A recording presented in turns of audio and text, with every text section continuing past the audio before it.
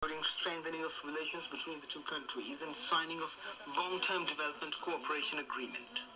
Afghan Foreign Minister appreciated the role of Swedish troops in the international force and their contribution to the development of northern Balakh province of Afghanistan through the Provincial Reconstruction Team PRT. The Swedish Foreign Minister assured of his country's continued cooperation with the Afghan government. Afghanistan and Sweden have enjoyed friendly relations since 1940 when the two countries had signed friendship treaty. In Pakistan, at least 40 militants were killed by security forces yesterday. The militants were allegedly involved in recent terror attacks in Balochistan province. The provincial government said nearly 10 militant camps were destroyed while a large number of ammunition and arms were seized during an operation in Kalash district.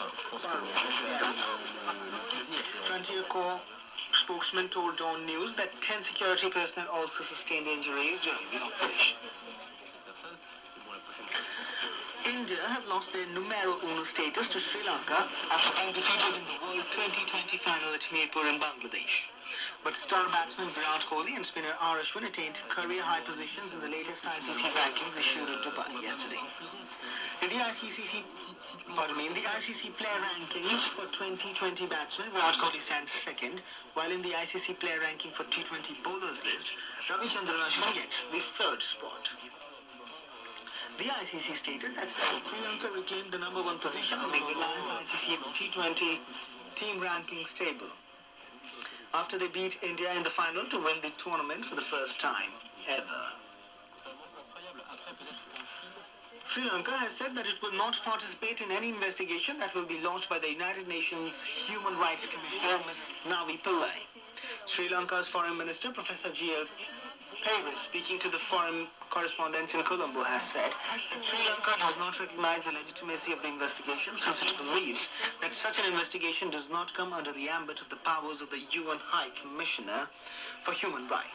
Responding to the passing of US-sponsored UNHRC resolution against Sri Lanka that mandates an international inquiry under Ms. Pillai, he added that Sri Lanka does not believe Ms. Pillai would give a fair and impartial hearing to the matter, as she has repeatedly prejudged the issue. Now to end this bulletin, here are the headlines once again. BJP's manifesto promises good governance, inclusive development and tax reforms. Issues like Ram Temple, Article 370 and Uniform Civil Code also find place in its manifesto. Aam Aadmi Party calls it communal and divisive, while Congress calls it an imitation of its main agenda. Egyptian police arrested senior Islamist militants close to Al-Qaeda chief Ayman al-Zawahiri.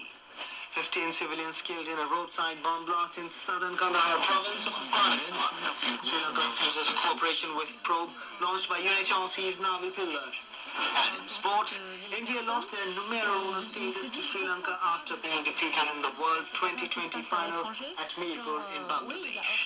That is the end of this news bulletin.